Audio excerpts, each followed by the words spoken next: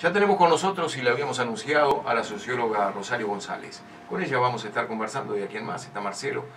Hoy creo que no viene Carlos, esta semana nos decía que se tomaba libre porque está con varios problemas que quiere solucionar en su casa, y entonces me decía, Alfredo, esta semana me tomó libre, y digo, bárbaro, la otra semana estará con nosotros. Buenos días, Rosario, ¿cómo estás? Buenos días a todos, pasamos del calor a un fresco. Viste, hubo un descenso de, por lo menos ayer lo anunciaban así, no sé si es... Temperatura importante. Sí, 10 grados de que iba a descender la temperatura, por lo menos en las máximas, ¿no?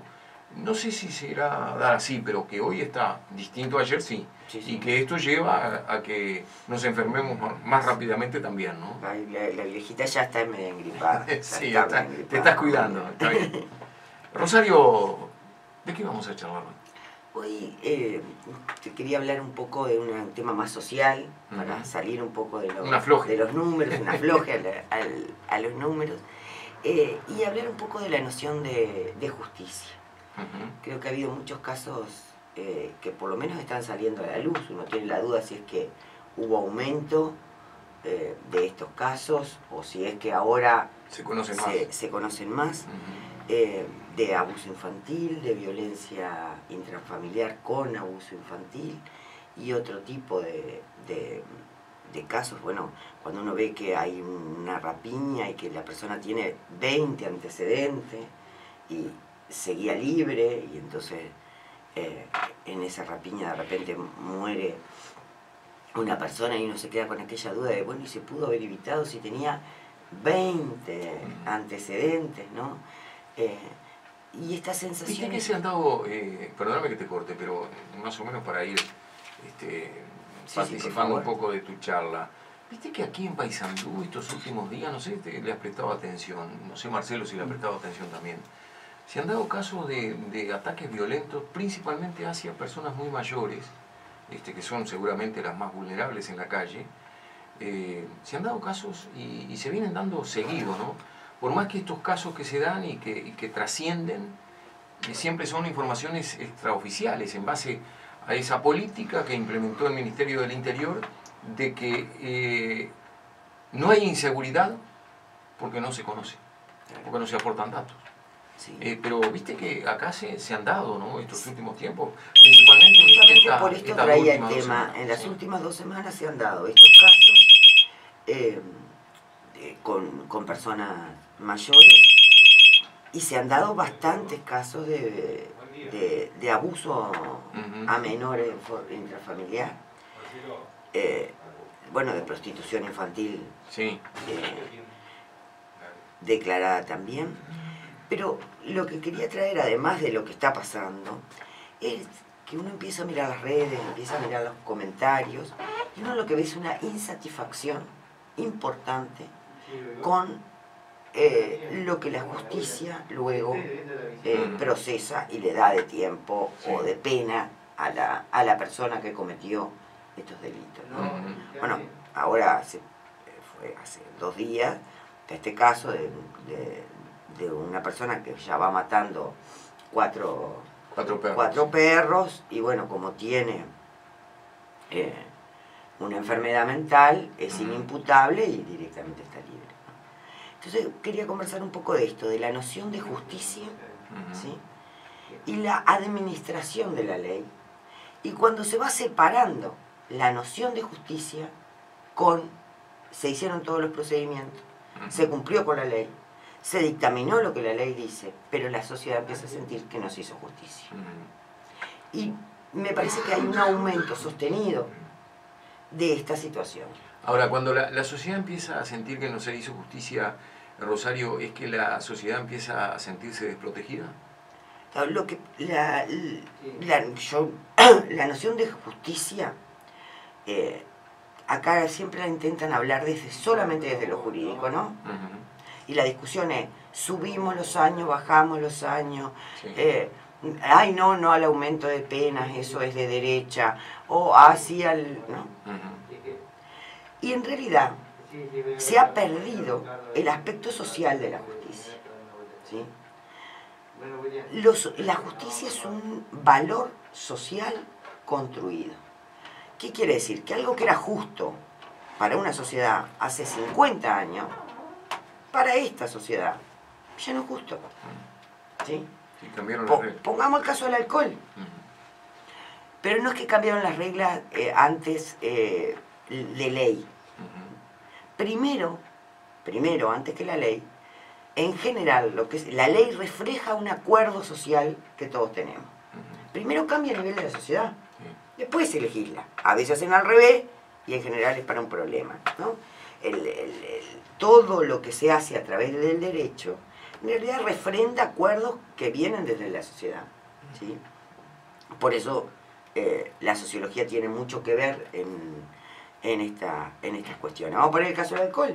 Hasta hace pocos años conducir ebrio era un atenuante. Sí, para sí, un lo accidente. Recuerdo, sí, lo recuerdo. Era un atenuante porque decía, bueno, y sí, venía ebrio, es lógico que el alcohol no está no lo deja en todos reaccionar. los sentidos, y era un atenuante. Hoy es un agravante. ¿Por qué? Porque hay más conciencia, porque hubo un cambio de valor adjudicado a lo social. Ese cambio de valores se ha venido dando en la sociedad y la ley no está compasando su cambio de valores. Entonces se cumple con los procedimientos, se cumple con la ley y la gente dice, pero acá ¿qué pasó? Acá justicia no se hizo. Y esto está ocurriendo que en las encuestas del barómetro latinoamericano, que es la que mide la percepción que los ciudadanos tenemos de las instituciones, la justicia empieza a decaer. La justicia era fuertemente valorada en el Uruguay por los ciudadanos, y hoy empieza a decaer en sus números, en la percepción de la confianza en la justicia. Y esa confianza en la justicia empieza a caer por esto. Hay como algunos delitos, además en particular, que la sociedad hoy no está resistiendo. O sea, tiene una vara, como hablan de Sendic, la vara más alta. Bueno, en el caso de Sendic no creo que haya sido mucho más alta, pero digamos, realmente cambió la percepción y no han cambiado los años o la pena o el tipo de pena que se le da a esa persona, para bien y para mal. Y esos son en los delitos sexuales y abuso infantil, ¿sí? Uno lo que empieza a escuchar es, pero de toda la vida debería estar preso. O muchos años la primera vez, y si es reincidente... Algunos ya hasta con medidas mucho más fuertes, ¿no? Si es reincidente debería ser o perpetua, que en el castrado, Uruguay no existe. Otros te dicen o castrarlos, o que bueno, que a ver, en algunos países se hace castración química de personas que tienen este tipo de comportamiento, y otros hablan de pena de muerte, ¿sí? Y uno lo que ve es que a veces le dan 5 años, que por buena conducta salen en 2 años y medio, y en 2 años y medio vuelven al entorno familiar y barrial donde cometieron el delito sexual, y con la víctima a 2 cuadras, o en algunos casos en la misma casa. Entonces lo que empieza a ver en realidad es que lo que antes estaba bien, o sea, como antes conducir con alcohol, no se veía mal dar 5 años por abuso de, que a veces le dicen otros eufemismos, además, ¿no? Que empieza a usar la ley, que uno dice, no le llames así, vamos a poner las cosas por su nombre. Claro, no ha acompañado lo que la sociedad, la ley no acompaña. Entonces, ¿qué pasa? Se cumple con toda la ley. Pues si no le puedes decir nada al juez, no le puedes decir. Se cumple con toda la ley. Se hicieron los pasos, las investigaciones, se cumple el Código Penal, el Código Civil, dice tantos años para tanto. Se cumple con todo. Pero hay una brecha cada vez más fuerte en la sociedad de lo que es cumplir con la ley y la noción de justicia. Y cuando perdemos eso, perdemos la confianza en la justicia. Los ciudadanos empezamos a sentirnos insatisfechos, a decir, bueno, yo lo tengo que resolver de otra manera, ¿no? El otro día escuchaba a una señora, a un padre en realidad, estaba la señora, pero a mí lo que más me quedaron fueron las palabras del padre, que habían violado a su hija. A los 2 años y medio el señor lo tenía 2 casas al lado, porque regresó, estaba libre, había cumplido su pena, su condena, no, tenía todo su derecho a circular. Y él decía, ¿y yo qué hago? ¿Lo mato? Porque yo sé que violó a mi hija, lo tengo a 2 casas de mi hija. Y anda paseando libremente, 2 años y medio, ya salió. Entonces empieza esta noción de la justicia por mano propia, que yo no sé si también han visto que hay muchos que dicen, que va, ay, sí, esto suponemos que es un ajuste de cuenta, ¿no? Y sí, claro que hay ajuste de cuenta en los barrios. De esta naturaleza también, no solo por la droga y por... entonces nos empezamos a sentir desprotegidos y empezamos a generar conflictos, además que van hacia los barrios, ¿no? Yo que trabajo mucho en los barrios, uno empieza a sentir esta sensación de que a tal persona ya no la quieren en el barrio, porque opinan que ya no debería haber salido más, y que entró y salió, ya no lo denuncian, porque dice, a ver, después lo que nosotros quedamos indefensos, porque esta persona vuelve al barrio. Sí, ¿sabés lo que se empieza a pensar? Porque ante eso, y es común, y se da en los barrios, se empieza a pensar y luego se empieza a comentar, no, pero pará, si este tiene un arreglo, este entra y sale, este tiene un arreglo. Claro, ¿no? Empezamos a perder confianza en las instituciones. Claro. Porque, a ver, ¿qué pasa? ¿Cómo se va construyendo para nosotros una noción de justicia o cualquier otra noción en nuestra cabeza, ¿no? En experiencias propias y las experiencias vividas, bueno, en la literatura nuestra le dicen consabida con otros. Hoy nuestras experiencias vitales son mucho mayores, porque tenemos las propias, pero tenemos la de la televisión, tenemos la de internet, tenemos la de las redes, ¿sí? Entonces, ¿qué pasa? Nuestra noción de justicia está muy yanquizada hoy, ¿sí? Sí. Nosotros miramos muchísima película policial de Estados Unidos, que tienen otra legislación, donde existe la cadena perpetua, donde si pasa algo así, por ejemplo, con un delito sexual, va al menos 30 años, donde además sale a la luz quienes han cometido esos delitos, sale al listado público para que las personas se puedan proteger. Entonces, nuestra idea de justicia se va generando de las experiencias que vivimos propiamente, más de estas experiencias que vivimos en la pantalla. Entonces nuestra noción de justicia se va ajustando a estos parámetros, tipo televisión. Entonces uno se imagina, bueno, no, si alguien violó a un niño y es reiteración, o sea, este no sale más de la cárcel. Pues lo vemos, 2 años y medio, 3, la sensación es esta, y sí, tiene que haber tenido un arreglo. No hubo ningún arreglo. Se cumplió con todos los procedimientos legales. El tema es que lo que los ciudadanos pensamos que debería ser su pena no coincide con la ley. Y cuando esto se puso en discusión pública fuerte, y con toda la razón, enseguida empieza esta chicana política permanente que no permite discutir los temas desde el punto de vista técnico, desde el punto de vista político, pero como debe ser la construcción de la política, de debate, de buen debate de ideas, y enseguida salen 3, 4 eslogans, al estilo 120 caracteres, no me acuerdo cuánto tiene el Twitter o el...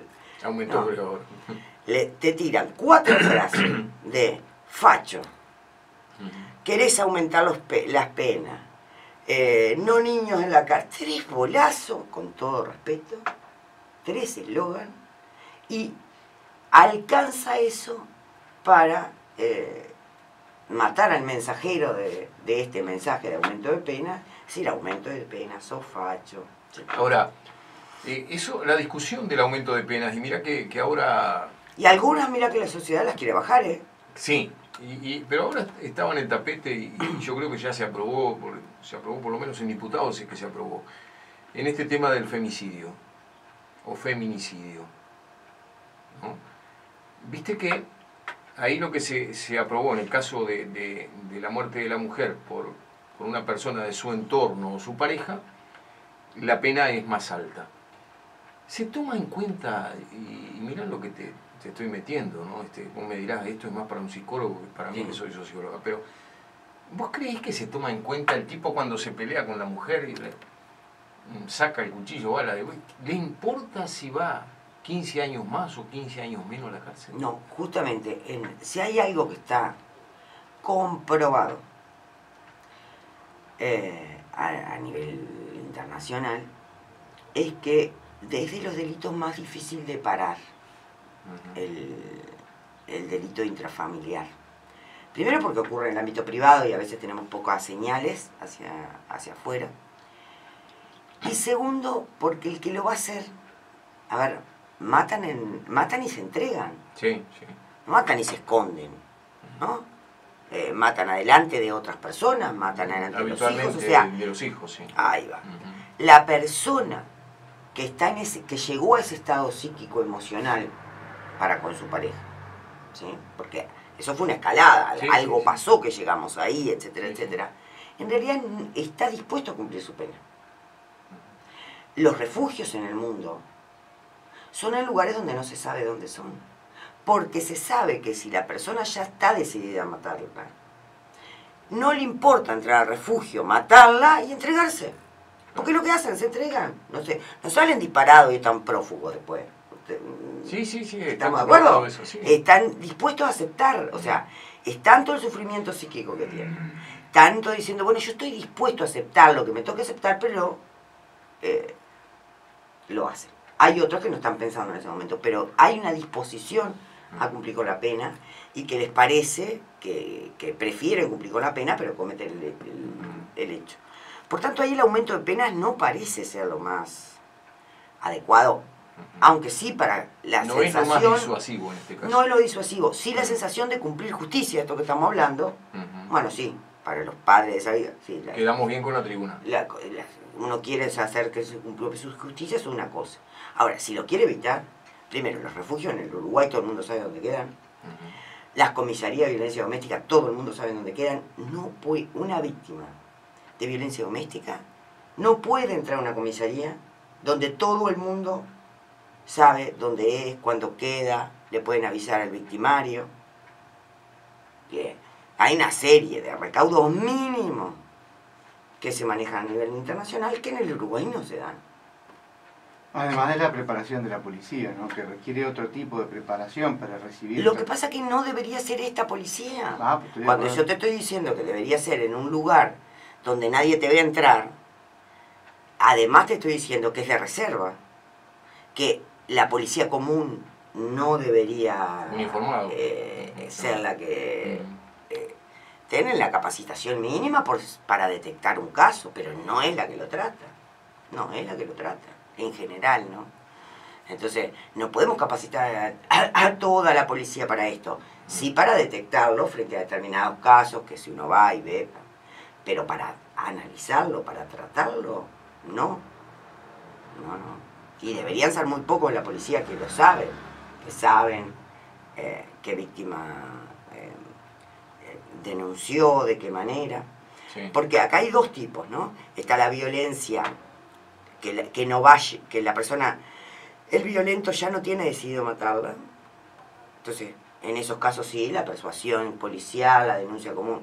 Pero cuando la persona ya llegó a un estado donde va a matarla, aún asumiendo sus consecuencias, no le importa hacerlo en plena luz del día, no le importa hacerlo frente a testigos, que es lo que vemos en gran parte de los casos, y no, las denuncias tienen que dar otras garantías de confiabilidad y demás, ¿no? O sea que acá lo que debemos de cambiar es la política total. Acá, como toda la política social, haz como sí, ¿no? Pero no pasa. Sí. Acá parece que usted mira el Uruguay, y mira las páginas web de las instituciones, y parece que está todo solucionado. En violencia doméstica está solucionado, en abuso infantil está solucionado, no hay una línea para llamar por teléfono. Usted pruebe a hacerlo, usted pruebe. Acompañe, le invito a cualquiera que esté en la audiencia, que conozca una situación y vaya y acompañe a una víctima a cualquiera de las instituciones. Y dígame si encuentra una solución. Dígame si los propios funcionarios no le dicen, es tan grave. Porque mire que si no es tan grave, es preferible que no denuncie. Esa es la realidad. Las maestras no están denunciando los casos de abuso. Muy pocas maestras están denunciando los casos de abuso infantil. Porque dicen, es una tortura posterior. Porque sabe que no pierde la patria potestad automática. Sí, eso es así. Pero la denuncia no puede hacer perder la patria potestad de forma automática. No, yo hablo, por ejemplo, perdón, estaba hablando del femicidio, por ejemplo. El marido. Sí, sí. Por un progenitor perdió la vida el otro progenitor, eso no hace perder la patria potestad. Por tanto, la persona sale a los 2 años y medio, 3 años, vuelve con los hijos que los tuvo la abuela, se los puede sacar a la abuela, tiene todo su derecho, y vuelve a vivir con los hijos de la persona que asesinó. Rosario. Y el niño tiene que vivir, sea mujer o hombre, el niño tiene que vivir con el asesino de la madre o el padre, los abuelos tienen que ver eso, o sea, hay una serie de elementos. Y si vos decís, yo quiero sacar a este niño de este contexto, por ejemplo, si vamos a sacarlo de este contexto, ¿dónde va? Al INAO, mirá vos. ¿Qué solución es el INAO? ¿Qué protección real es el INAO? Ayer tocábamos ese tema, pero no sé si Marcelo... No, le iba a hacer una pregunta a Rosario, sí. No por ser socióloga, sino por ser mujer. Y yo percibo como que hay una victimización de la mujer en estas situaciones. Y he recibido información de que una mujer va a hacer una denuncia que no tiene mucho sustento y le dan consejos de cómo hacer que esa denuncia sea real sin que en los hechos existan esas situaciones. Por ejemplo, bueno, golpeate acá, pegate allá y después vienes a la denuncia. Entonces, lo que a mí me preocupa, no por el caso del género, sino porque la forma en que se tratan estas denuncias, muchas personas utilicen estos instrumentos como forma de venganza. Porque creo que laudar problemas dentro de la casa que implican formas de relacionamiento no violentos en una comisaría, además antes ¿se acuerda que la comisaría era mujer? Ahora es la unidad especializada, no sé si tiene el mismo término que utilizan en otros países de violencia doméstica, pero que de alguna manera se puedan prestar a un juego que no conlleve al concepto de justicia. Entonces, eso implica una muy aceitada organización y capacitación de las personas que tienen que estar al frente de esto. Si no, la denuncia se transforma en un instrumento que pierde efectividad o que es un elemento de violencia también. Si algún oyente ve intrusos en el espectáculo seguido, sabe que esto ocurre. O sea, ocurre en los dos. En cualquier caso, ¿no? En cualquier caso. Cuando se empiezan a generar, por ejemplo, le voy a sacar de tema y la audiencia va a decir de qué salió a hablar, pero para que se entienda. Cuando uno habla de acoso laboral, que en el Uruguay se habla poco, no se sabe mucho, se habla de acoso sexual, pero del acoso laboral, de un acosador en el trabajo que lo empieza a hacer ver a uno que es inútil, que no hace bien las cosas, pone a todos sus colegas en contra, que se da, y mucho en el Uruguay. Los primeros que van a las ONGs, cuando se empiezan a hacer ONGs especializadas en estos temas, es el perverso acosador. El primero que va a hacer la denuncia. En general, sí. Porque es tan perverso que cuando ve que la víctima puede eventualmente por ahí tener un foco de salida, va y planta la duda en los equipos previos, en los equipos especializados, previo de, mirá, que este muchacho, así como lo hizo con todo el entorno, o esta muchacha es así, es asá, como hizo con todo el entorno. Ahora, entonces, cuando hay perversión, porque cuando, disculpen, que yo sea dura con los términos, pero son los términos médicos, clínicos, demás. Cuando hay un perverso, sea acosando laboralmente, sea en el acoso intrafamiliar y el tipo de violencia psicológica, sí, sus mecanismos perversos se aplican a todos lados, ¿no? no solo al nivel familiar.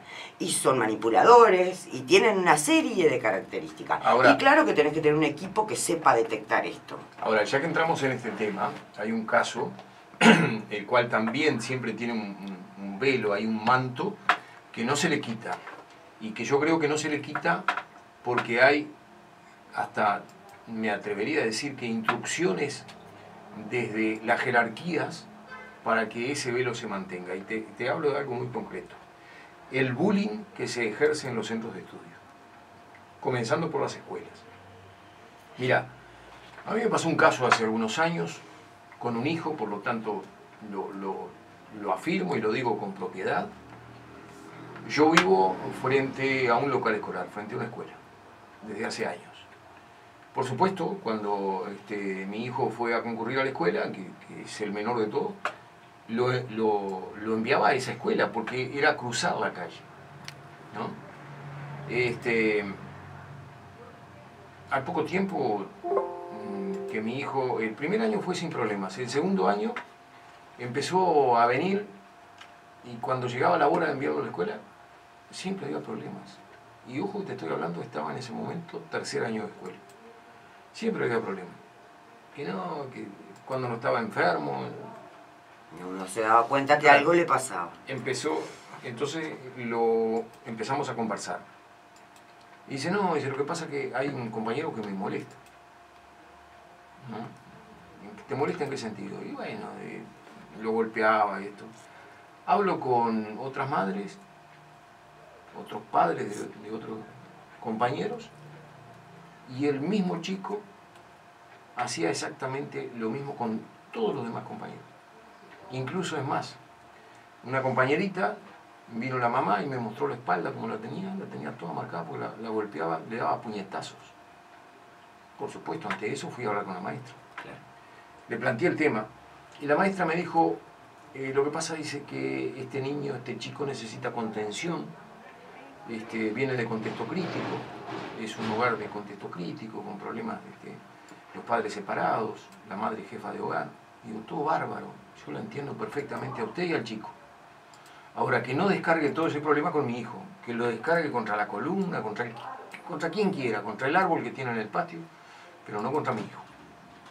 Yo digo, le vengo a pedir solamente eso. No, me dice, vamos a tratar. No contento con eso, fui a hablar con la directora. Exactamente la misma respuesta, exactamente la misma. Pensé que en base a esa charla el tema se iba a solucionar. ¿Sabes cómo lo tuve que solucionar? Sacando a mi hijo de esa escuela y llevándolo a un colegio privado. En aquel momento podía pagarlo, lo hice. Ahora, uno se pregunta, esa protección hacia el agresor, a mí no me calma ni me colma. Cuando el agresor se convierte en víctima. A ver. Porque ahí es un agresor que lo convierte la autoridad en víctima de sus circunstancias. Claro. Y la víctima pasa a un segundo. Sí, a un segundo plano, como que tiene que aguantar al otro con determinadas situaciones. Sí. ¿Sí? Ahora, mirá qué sociedad hay. A ver, las personas no se construyen violentas a sí mismas y nacen. Son muy... Hay algunos casos, sí. Sí, se aprende. La violencia se aprende. Donde hay una... No, hay algunos casos que son realmente de tipo psiquiátrico y neuronal, donde hay problemas de la química del cerebro, es otra cosa. Y sí se trata con fármaco, es otra cosa. Pero hay otro tipo de violencia. Y esa a veces tampoco, ¿no? Toda la violencia es aprendida, no, muchachos. A ver, hay base genética, hay química del cerebro, no, tanto. Te tiran, todo el mundo habla de eslogan y sabe poco de lo que habla, ¿no? Hay algún tipo de violencia que tiene que ver con la genética, y hay mucha violencia que es aprendida.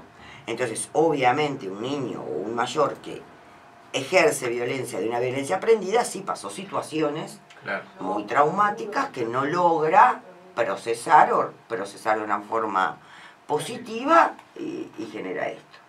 ¿Es una víctima? Sí, por supuesto, fue una víctima. ¿Eso le da derecho a ejercerlo sobre un tercero? No, ninguno. Quienes deben proteger a los niños, en este caso en un ámbito escolar, deben proteger de esto sabiendo las circunstancias, sí. Eso implica, porque la persona es una víctima y necesita contención, la otra, ¿no? Necesita contención, retirarlo de la escuela, o, no, implica que trabajen con ese niño y su ámbito familiar, pero implica que trabajen de verdad. Más trabajo para el maestro. No, supuestamente, si uno empieza a mirar, ¿no? Interdisciplinaria, ¿no? Claro, porque pero si uno empieza a mirar las páginas de lo que hablábamos, hay maestro comunitario, asistentes de todo. Mirá que ahora hay cada asistente tiene un cargo distinto, hay un nombre distinto. Muchísimo supuestamente solucionado. Ahora, cuando vamos a la vida de los hechos no está solucionado. Sí, no se soluciona. Entonces, eso me parece que es un problema importante, ¿no? Yo, por ejemplo, dejé de acompañar víctimas de violencia doméstica porque la sensación era, me lo llevo para mi casa.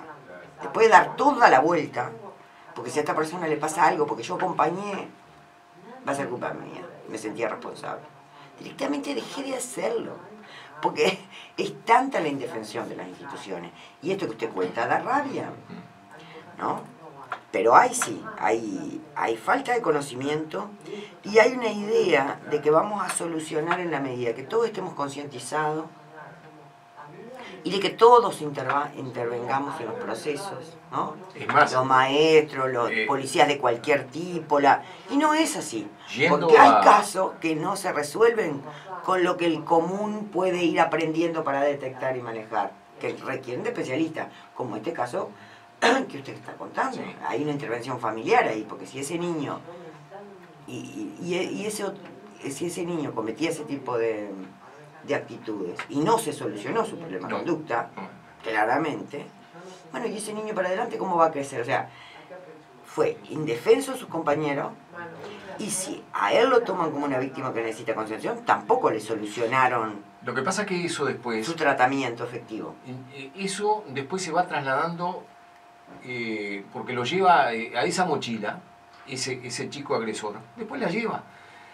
Y tengo información, y tengo información de primera mano, de que en centros de estudios secundarios, y lo he conversado con padres, y hay centros de estudios secundarios donde hay un grupo de jóvenes que concurren únicamente porque les sirve por un tema económico, de que les pagan, hay un aporte, pero que van continuamente a molestar a los otros.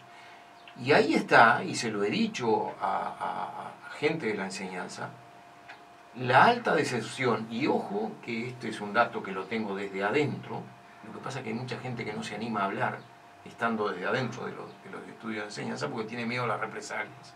Pero la mayoría de la deserción que se da a nivel de secundaria no se da del mal estudiante, se da del que realmente pretende ir a estudiar, pero que los otros malos estudiantes que están ahí, no porque vayan a estudiar, sino porque tienen una retribución económica para concurrir a esos centros de estudio, terminan corriendo y haciendo desertores a gurises que realmente fueron a querer aprender y a estudiar.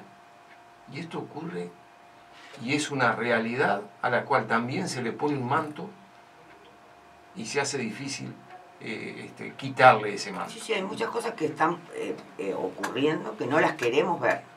Y que la institución reprime para que las personas no las denuncien. Y no las vean. Hay violencia institucional. La institución protege. Hay cosas que no se quieren ver. Entonces uno hace muchas cosas hacen las instituciones cuando no quieren mostrar una realidad. Sí, sí. Y una sociedad hace muchas cosas cuando no la quiere ver. Las personas hacemos muchas cosas cuando no queremos ver una realidad. Es así. Esto empieza, la primera dificultad para solucionar un problema es no ver el problema. O no querer verlo. Cuando y además hacer acciones para ocultarlo y no querer verlo. Cuando uno ve y reconoce un problema, es el primer paso y fundamental para solucionarlo. Y ahí uno empieza a tomar medidas para solucionarlo. Pero lo que está pasando en todos estos temas, en general, es que no lo queremos ver, no lo queremos tratar, ¿sí? Las autoridades, sí, estamos hablando en general, y por tanto no va a haber, y además decimos que no pasa y que está todo solucionado. Claro, eso es lo peor. En el discurso se dice que no pasa. Lo peor de todo es, por ejemplo, yo me voy a otros temas, pero para que vean, ¿no? En los 90 todos discutíamos de producción familiar y de que desaparecía el pequeño productor y que venía el gran... hablábamos del inicio de la forestación, o sea que lo que estábamos hablando en realidad era el del gran ganadero, que tenía muchas hectáreas y que el chico se iba, el productor chico se iba, etcétera, etcétera. Se hablaba, había banderas. Yo trabajaba en producción familiar, sigo trabajando bueno, por algo estoy en los municipios, ¿no? O sea, me gusta el desarrollo rural y de pequeñas localidades y territorial. Yo trabajaba en un proyecto de extensión universitaria con las gremiales lecheras. Éramos aplaudidos por todos, ¿no? Bárbaro. Cambio de gobierno. O sea, tomo el cambio de gobierno del Partido Colorado a el Frente Amplio. El Frente Amplio hace dentro del Ministerio de Ganadería una dirección de desarrollo rural y pequeña producción que no existía. Decías lo mismo que habías dicho 2 semanas antes, te miraban y te decían, usted no puede decir esto. Ahora sí, hay una dirección de desarrollo rural, hay esto, hay lo otro, pero muchacho, no lo solucionaste en 2 días. No descubriste la pólvora. No lo solucionaste en 2 días, el problema sigue existiendo. No existe más porque hicimos esto, porque hicimos lo otro, porque hicimos lo otro. Bueno, conclusión. En los 90, cuando había personas denunciando, gremiales activas, etcétera, etcétera, se logra detener el proceso de desaparición de los productores familiares. Venía una curva bajando el número de productores, se estabiliza. 2005 en adelante, la curva de desaparición de productores se hace enorme, la concentración de la tierra y el tema solucionado, donde ya no podés hablar del tema, sí. Porque además hay casi a nivel de represalia, digamos, ¿no? Porque no te dejan hablar. Poniendo palo en la rueda del gobierno progresista, lo que quieras te dicen, ¿no? Cualquier cosa. Está todo solucionado para ellos. Existe esto, existe lo otro, hay diversificación, lo que antes era extranjerización de la tierra, ahora se llama diversificación productiva, que es buena para el país, 3, 4 cosas más y ya está. Entonces, viene siendo sistemático el de ocultar, transformar, porque no es solo lo ocultan, sino que lo transforman, ponerle 5 o 6 palabras técnicas a cuestiones que no tienen sustancia estudio técnico suficiente. Entonces aparecen informes y aparecen programas que parecen técnicos, pero lo que tienes es 3 o 4 palabras que son, pero no tienen sustento técnico, disfrazado de un análisis técnico, políticas de solución. Entonces, ya está, de esto no me hables más. Sí, ya está arreglado, ya hicimos esto, ya pusimos esta ley, le agrandamos, ya está arreglado. Sí, no, pero muchacho, hiciste todo eso y no está arreglado. Todo sigue igual. Y en algunas cosas se han profundizado. Porque en la medida que no hay nadie más trabajando en esto, porque está solucionado, ¿estamos de acuerdo? Acá hay otro tema, mira, y estando en esto de la enseñanza, y te digo porque te lo digo de primera mano, porque tengo información de primera mano en eso. Es un secreto a voces dentro de la enseñanza el hecho de que a determinados alumnos, porque ya tienen años en los centros de estudio, porque son problemáticos, por un montón de cosas, los pasan. Secreto y esto es un secreto a voces, pero vos hablas con cualquier director de un centro de estudio, te lo va a negar. Por supuesto. ¿No? Te lo va a negar, pero así. Y le podés traer el ejemplo, ¿no? Pero mire que tal alumno. Pero si tiene suerte, pero si no le dice que eso tiene que preguntarle a los inspectores, claro, y después tiene que ir a... Ahora, no responden a veces. Por eso te digo, el que le pongan un manto, el que le pongan un velo, el otro día no quiere decir que lo evitan al tema. Leía una docente grado 5 de la Facultad de Humanidades que catalogaba esto de la gran estafa a los pobres. Porque el primer estafado acá, sí, de esta situación, es el que concurre a un centro educativo para mejorar sus oportunidades de desarrollo personal y laboral futura, y es estafado con un pase social que no concuerda con la realidad. Sí. Entonces, es gravísimo. ¿Por qué?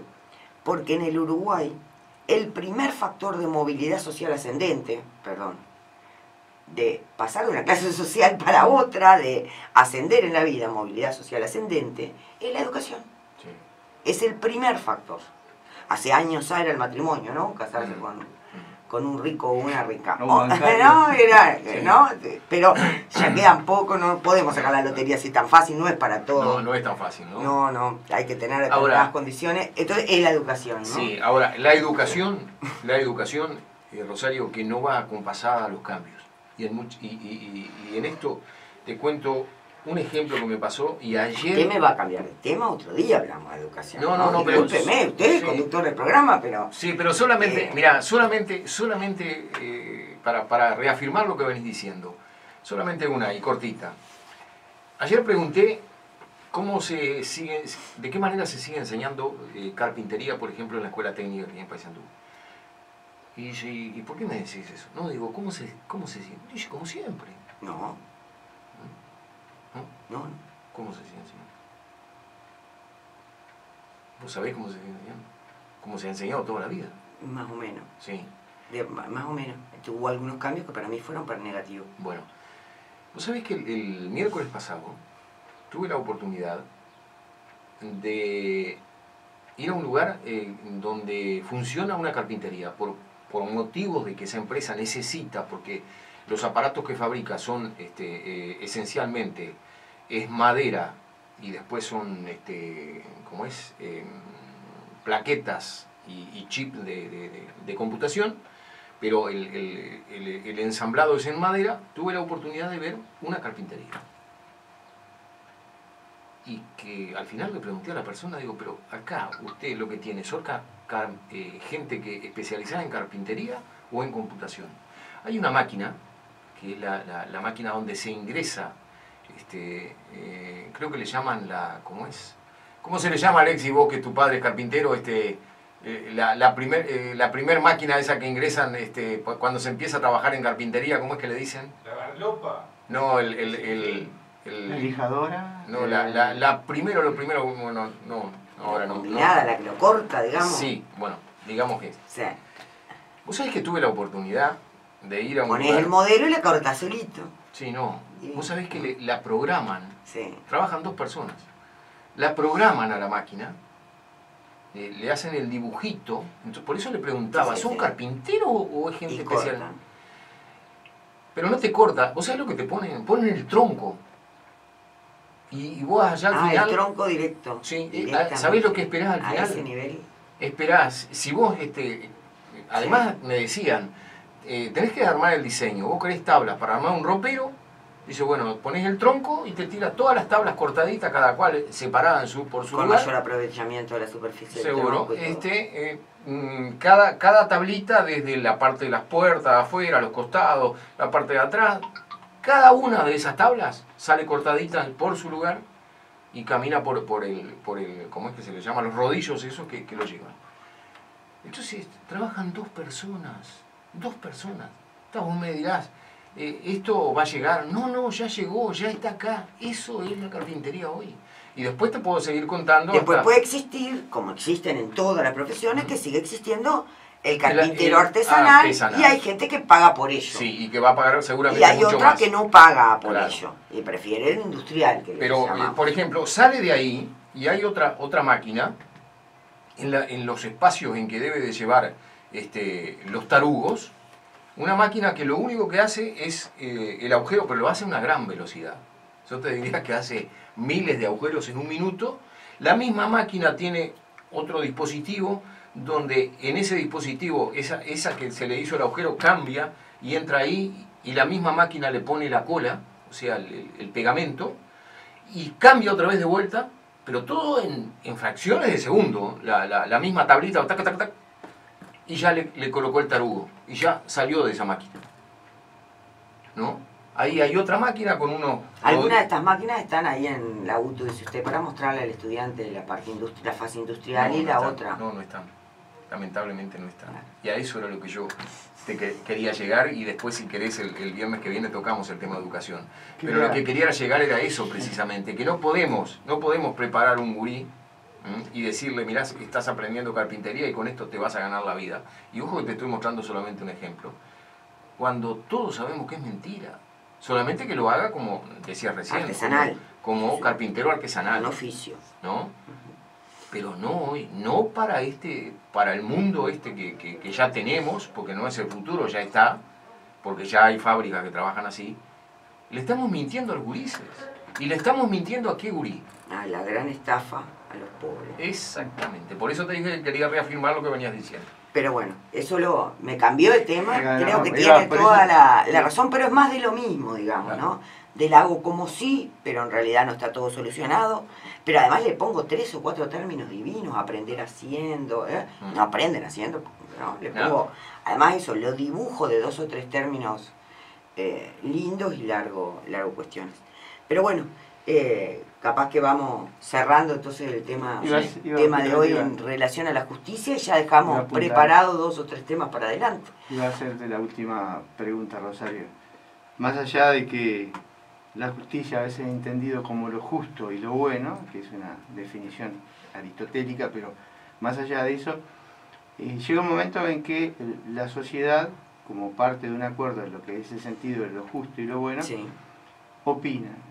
Y la pregunta que te voy a hacer es, ¿está laudado en esta sociedad el tema de la baja de la edad para los menores, más allá del proceso que hubo, que fue casi una parcialidad en la cual prácticamente la mitad de la población tenía una opinión y la otra mitad tenía otra opinión? Fue un partido de Peñarol y Nacional. ¿Está laudado ese tema? Yo creo que ninguno de estos temas está laudado porque no se consideró de esta forma que la estamos considerando. Sí, yo comentaba la forma que se trataba, no había discusión.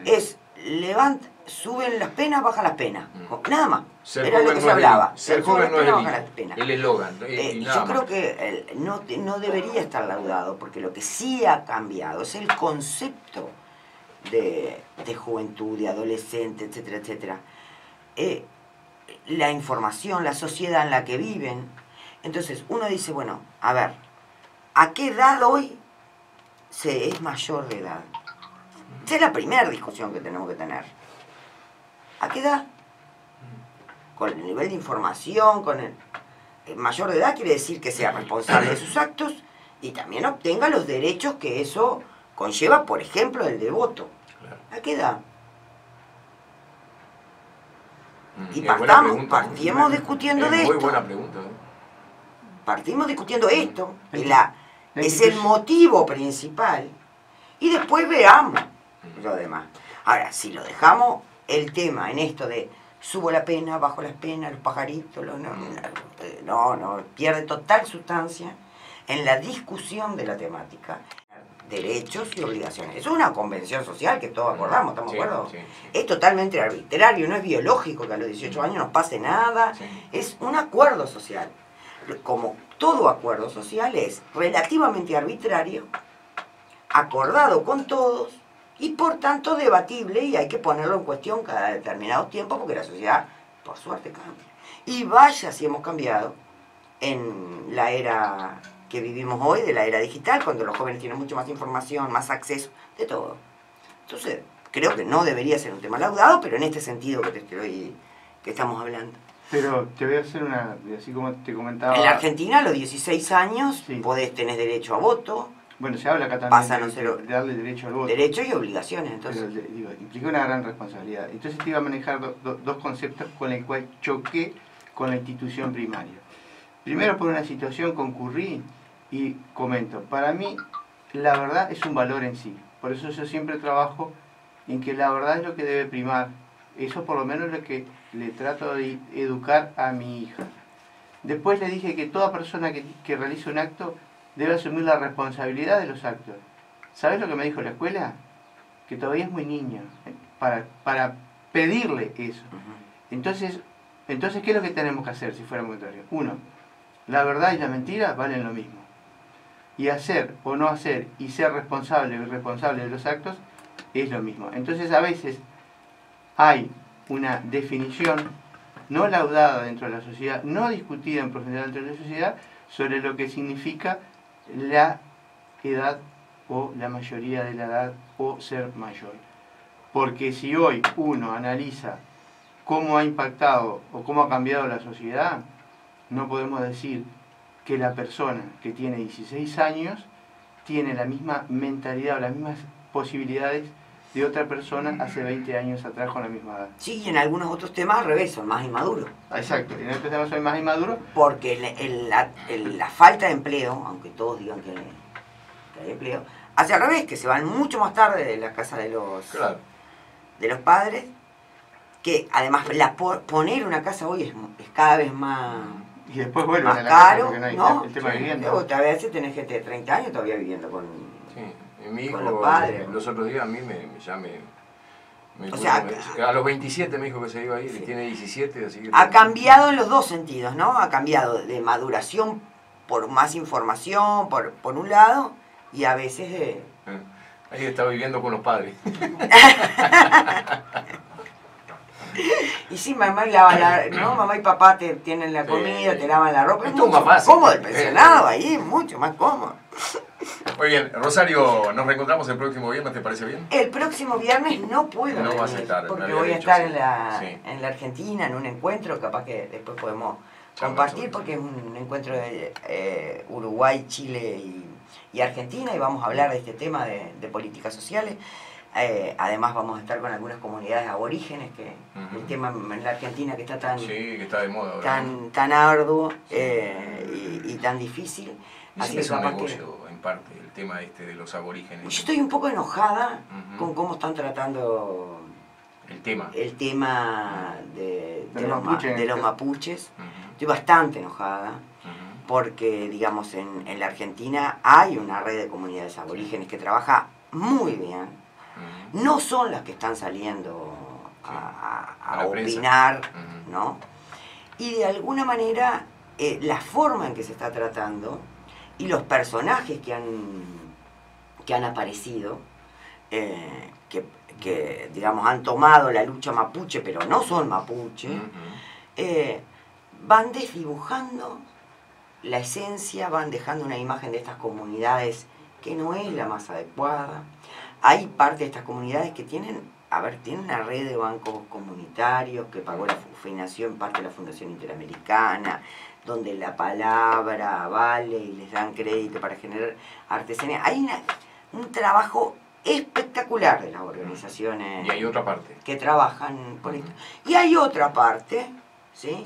Que la lucha de tierras la hace en forma violenta, que eso genera una serie de otros dividendos y demás, ¿no? El tema, lo que les está generando, digamos, ese cobro de ese canon a la industria petrolera, en este caso a YPF, los otros días miraba un informe, llegan en camionetas 4x4 los jefes mapuche a negociar. Está bien que las tengan, ahora no son todos los mapuches los que andan en 4x4, porque hay otros que andan con las artesanías al hombro tratando de comer. El tema es ahí después cómo se reproduce, porque, a ver, efectivamente, a mí me tocó conocer a algunos de los mapuches que fueron a estudiar a Buenos Aires, se hicieron abogados y volvieron a su comunidad y discutieron la cuestión del canon petrolero, por ejemplo. Pude estar o sea, los conozco. Sí. No es de cuento del cuento. Yo trabajé bastantes años en consultoría internacional, además. Entonces, digo, los conozco. Y bueno, por lo menos así decís, que bueno, si yo tuviera un líder que estudió en Buenos Aires, volvió, imponente, ¿no? ¿No? Comprarlo por Mapuche, ¿no? Comprarlo por indio, pero te comían, hacía hielo, le vendía hielo a los esquimales, como yo digo, ¿no? Que hay gente que tiene esa capacidad. Ahora, si después con estos logros se reproduce el mismo modelo que tenemos en esta sociedad, de que los líderes y algunos se privilegian de esto y el resto de la comunidad sigue viviendo como nada. Entonces, el problema no es ni la lucha mapuche, ni todos los que realmente lucharon por esto, sino después el modelo que se genera de reproducción de esto. Y ahí es donde uno dice, esto no tiene que ver con las comunidades, porque si hay algo que venían, cuando uno trabaja con las comunidades aborígenes al 100%, es de que ellos discuten de la propiedad privada, ¿no? Discuten de poder vivir en un territorio de la caza y la pesca como antes. Lo que discuten es, el tema es que ya no tenemos animales por la contaminación, por el agua, entonces ya no podemos vivir como antes. Si hay algo que no coincide con esto, es la no compartir los recursos. Los recursos que... Entonces vos te das cuenta que ahí no hay una ideología, ideología en el sentido cultural del término mapuche aplicada, ¿no? Claro. Gracias, Rosario. Seguramente de ese tema vamos a estar conversando cuando retornes de ese viaje. Nosotros